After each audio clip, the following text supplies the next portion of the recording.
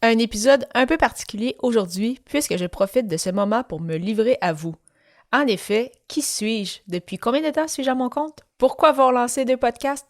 Toutes des questions auxquelles je vais répondre et plus encore dans cet épisode. Les médias sociaux en affaires est votre rendez-vous hebdomadaire pour en connaître davantage sur les différents réseaux sociaux et les plateformes de création de contenu dans un contexte d'affaires.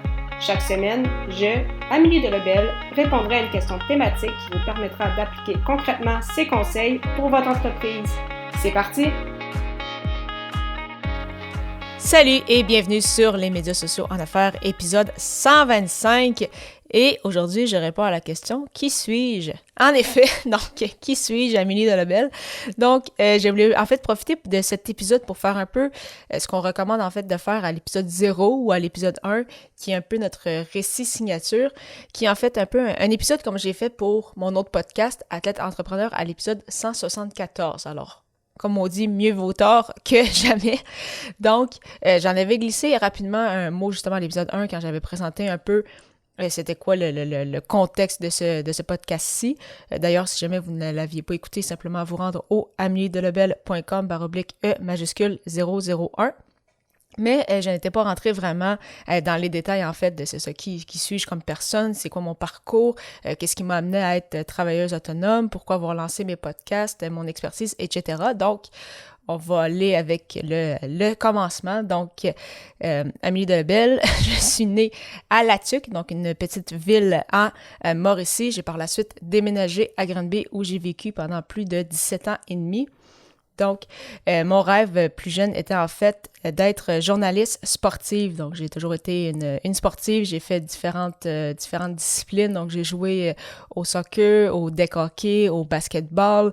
J'ai également fait de la natation. J'ai fait des camps de BMX. Donc, j'ai fait vraiment plusieurs sports. Et vraiment, c'est ça, mon rêve était d'être journaliste sportive.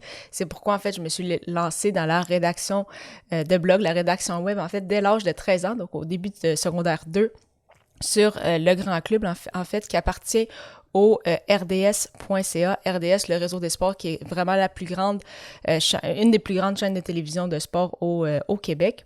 Et donc, justement, j'écrivais sur ce blog-là pour c'est ça, me perfectionner et peut-être aller justement vers mon rêve d'être journaliste sportive. Être sur cette plateforme-là m'a permis justement de visiter les bureaux de RDS à quelques reprises.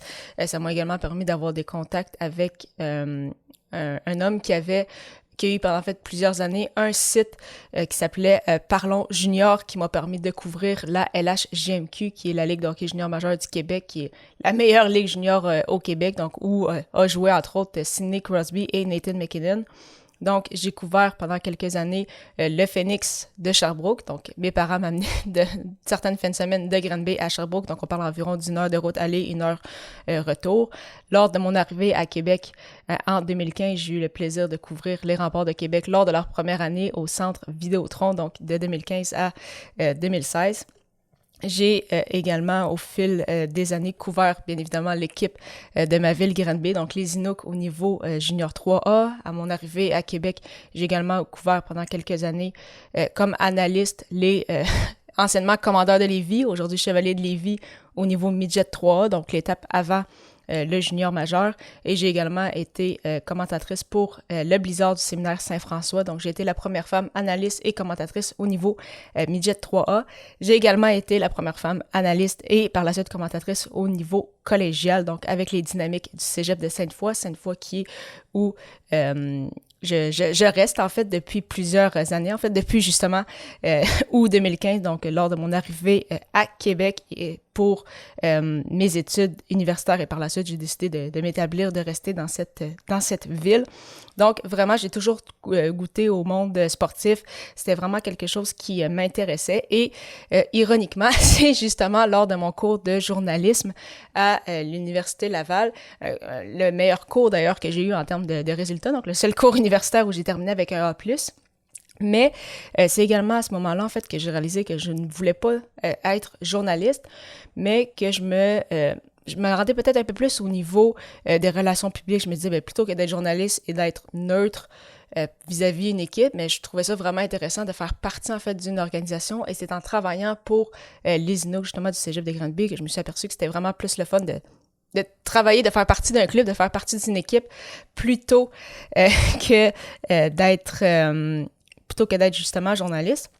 Donc, pendant un certain temps, je pensais justement vraiment travailler au final pour des organisations.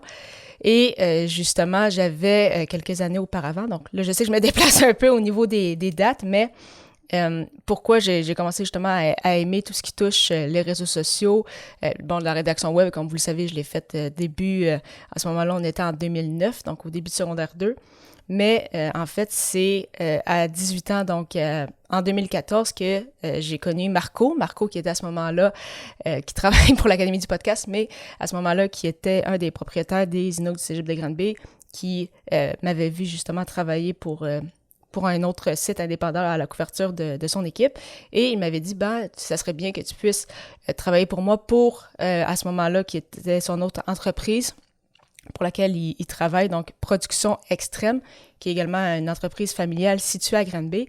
Et en fait, c'est lui qui m'a vraiment fait découvrir l'univers, en fait, du marketing. J'ai commencé à m'inscrire sur LinkedIn, justement, à ce moment-là. J'ai fait de la rédaction web vraiment avec le SEO pour ressortir dans les moteurs de recherche, comment mettre en place une stratégie sur les réseaux sociaux, une stratégie marketing web, etc. Donc, vraiment, c'est ce qui m'a donné le goût, en fait, de travailler dans le milieu du web. Donc, c'est pour ça que j'avais délaissé un peu le journalisme, qui est encore, en tout cas, quand on parlait à ce moment-là, en 2015, beaucoup, on parlait des journaux papier, on parlait beaucoup de la télévision, etc. Mais moi, j'aimais vraiment tout ce qui était le web. Donc, c'est pourquoi, justement, je me suis tournée de plus en plus vers ce milieu-là. Et en fait, tout au long de mes années universitaires, donc c'est ça, quand on part au début 2015, j'ai continué de travailler pour Marco à distance, donc avec Production Extrême à quelques heures par semaine. J'avais également d'autres petits contrats ici et là, en plus de travailler pour les Dynamiques du Cégep de Sainte-Foy et bien évidemment poursuivre mes études. Donc, j'avais déjà goûté dès l'âge de 19 ans, en fait, un peu à qu'est-ce que ça fait d'être à son compte, d'avoir des contrats ici et là, et bien évidemment de pouvoir travailler à distance, qui est bien évidemment aujourd'hui quelque chose de beaucoup plus commun avec tout ce qui s'est passé depuis 2 ans, mais qui l'était quand même un peu moins il y a plusieurs années. Et c'est pourquoi également mes idées ont un peu changé lors de mon parcours également universitaire. Donc, j'ai été rentrée au bac en communication publique. Finalement, j'ai fini avec un baccalauréat multidisciplinaire. Donc, j'ai touché aux communications, au marketing et aux langues. Et j'ai donc gradué de l'université en juin 2018. Et à ce moment-là, j'ai décidé de me lancer officiellement à mon compte. Donc, j'ai commencé à travailler pour Marco vraiment beaucoup plus d'heures. J'avais également d'autres petits contrats. J'ai continué de m'impliquer un peu dans le niveau sportif. Mais en fait, je voyais que le milieu sportif, bien évidemment, quand on couvre une équipe, mais il faut être là sur place pour les matchs. C'est également un horaire assez précis dans le sens que la saison de hockey, souvent, va commencer en septembre avec des matchs préparatoires en août. Dépendamment où est-ce que tu te rends en séries éliminatoires, ça peut terminer peut-être en avril ou en mai. Après ça, il y a les repêchages. Donc, tu as quelques peut-être semaines un peu plus tranquilles en juillet, août, mais quand même, c'est quand même un emploi qui demandait beaucoup d'heures pour ceux que je connais qui travaillent dans ce milieu-là. Disons que dans le monde du hockey, on ne calcule pas vraiment nos heures. Donc, même si on a un emploi à 40 heures semaine, on fait souvent beaucoup plus que ces 40 heures-là. Et c'était quand même, pour moi, un peu dérangeant parce que j'ai toujours aimé voyager et j'ai toujours trouvé ça fascinant, l'idée de « Ah, mais je peux travailler et voyager en même temps. » Donc, ne pas nécessairement voir le voyage comme un échappatoire à ton travail de bureau normal ou à ton travail normal pour dire « Ah, mais je vais travailler pendant 1 an ou 2 pour avoir 2 semaines de congé pour partir en voyage à ce moment-là. » Mais vraiment plus, en fait, d'intégrer le voyage et le fait de pouvoir travailler en même temps. Et donc, c'est pourquoi le fait de travailler à mon compte, je trouvais ça vraiment intéressant. Mais c'est ça, c'est sûr que le monde du sport qui m'avait toujours intéressé, ça me manquait quand même un peu. Donc là, d'avoir délaissé ça un peu pour finalement me concentrer plus au niveau marketing, réseaux sociaux, création de contenu, je trouvais ça un peu difficile, mais c'est justement, j'ai commencé à travailler, ça faisait plusieurs années que je travaillais avec Marco Bernard, qui avait lancé aussi l'Académie du podcast, c'est ça, au printemps ou à l'été 2018.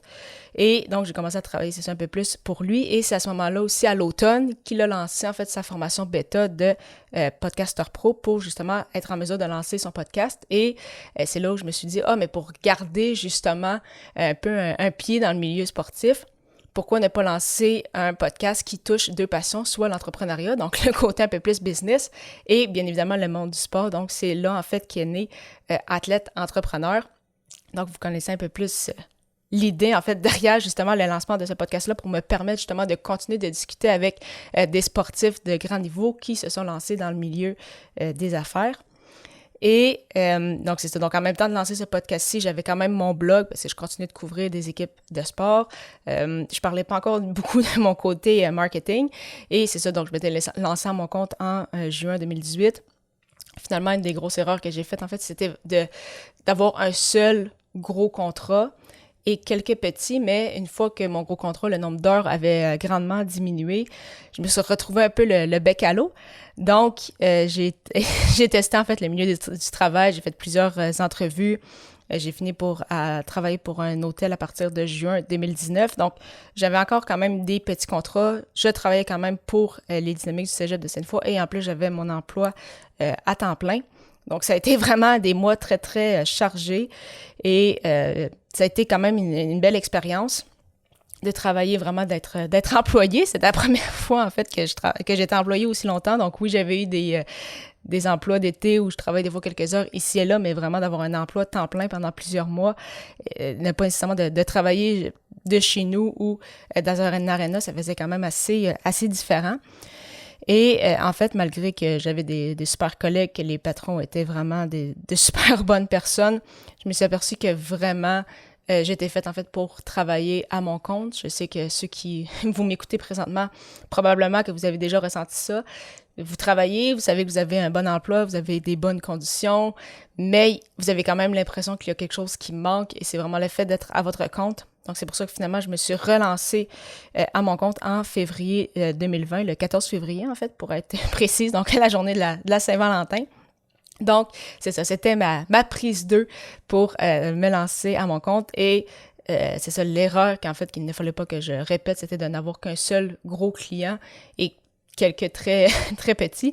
Donc là, j'ai varié un peu plus mes contrats justement pour m'assurer de ne pas dépendre d'une seule personne, mais au moins pouvoir me retourner si jamais il arrivait quelque chose. Et comme vous le savez, en fait, un mois plus tard exactement, c'est là où la pandémie a débuté. Donc, même si je n'avais pas quitté, j'aurais perdu mon emploi. Donc, on sait que le milieu de l'hôtellerie a vraiment été durement frappé par la pandémie. Donc, comme quoi, des fois, tout est une question de timing, comme on dit. Donc, depuis ce temps-là, donc ça fait déjà plus de 2 ans et demi même, on commence à approcher le 3 ans.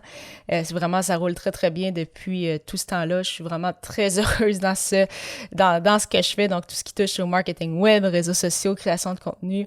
Donc, vraiment, merci beaucoup à tous mes clients et à tous ceux, en fait, qui m'écoutaient aussi sur ce podcast pour votre support depuis tout ce temps.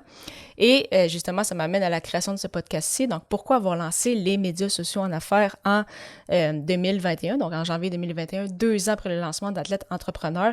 C'était justement à ce moment-là pour parler davantage de mon expertise. Là, je voulais mettre un peu plus de l'avant, c'est ça, le fait que je travaille dans les réseaux sociaux, le fait que j'étais dans la création de contenu et de plus en plus dans le milieu du podcasting qui ne semble pas vouloir ralentir. Donc, c'est pourquoi justement j'ai décidé d'avoir deux podcasts distincts. Donc là, maintenant, vous savez un peu plus les raisons derrière ce podcast-ci et pourquoi j'ai également lancé Athlète Entrepreneur à ce moment. Pour le futur, avec Athlète Entrepreneur, je vais revenir justement sur ça à la fin de ma saison 3. Mais vraiment, je suis fière de ce que j'ai accompli avec ce podcast-ci pour justement m'être gardé un pied dans le milieu sportif. C'est sûr que la pandémie a changé un peu les choses. On sait que le milieu du sport avait été beaucoup touché également. Donc, ça m'a quand même permis de réévaluer un peu réévaluer le tout. C'est avec ce podcast-ci, les médias sociaux en affaires, j'ai vraiment envie de le pousser aussi davantage, donc vraiment me concentrer beaucoup sur celui-ci. Au niveau de la création de contenu, c'est ça, je ne sais pas encore si je veux également me tourner peut-être vers les petites vidéos. beaucoup de questionnements, donc ça va peut-être être plus clair justement dans les prochaines semaines, dans les prochains mois, mais c'est certain que je vais vouloir discuter de tout ça avec vous. C'est ça, je suis très heureuse, ça, comme je le mentionnais, avec le travail que j'ai actuellement, donc de continuer de collaborer avec les super collaborateurs, les gens avec qui je travaille. J'ai vraiment la chance de collaborer avec de très, très belles personnes, donc c'est sûr que je veux que ça continue également. Au niveau du sport également depuis un peu plus d'1 an. Pour ceux qui me suivent peut-être sur Instagram, vous savez que je cours. En fait, je fais du jogging, je fais, oui, un peu sur route, mais je fais également du santé, du trail. Donc, c'est vraiment une discipline que j'ai appris à aimer lors de ma deuxième année de cégep, justement avec les Inuks en 2014-2015. Donc, je faisais partie de l'équipe de cross-country et j'ai continué de courir in and out, comme on dit, donc parfois un peu plus, parfois moins, continuer à m'inscrire à quelques courses. Là, c'est sûr qu'avec la pandémie, ces événements-là avaient été arrêtés en 2020 et 2021. Donc là, d'avoir pu reprendre tout ça en 2022, c'est également quelque chose que j'aime beaucoup et que je vais peut-être vous parler aussi un peu davantage, essayer de faire des liens avec ça, justement, avec la création de contenu aussi et les réseaux sociaux. Donc, une autre grande passion que j'ai. Donc, vraiment, j'espère que vous avez apprécié cet épisode-ci. Donc, justement, pour savoir un peu plus qui suis-je, donc qui est Amélie Delebel, celle qui discute, qui vous parle dans vos oreilles depuis bientôt 2 ans sur, justement, les médias sociaux en affaires.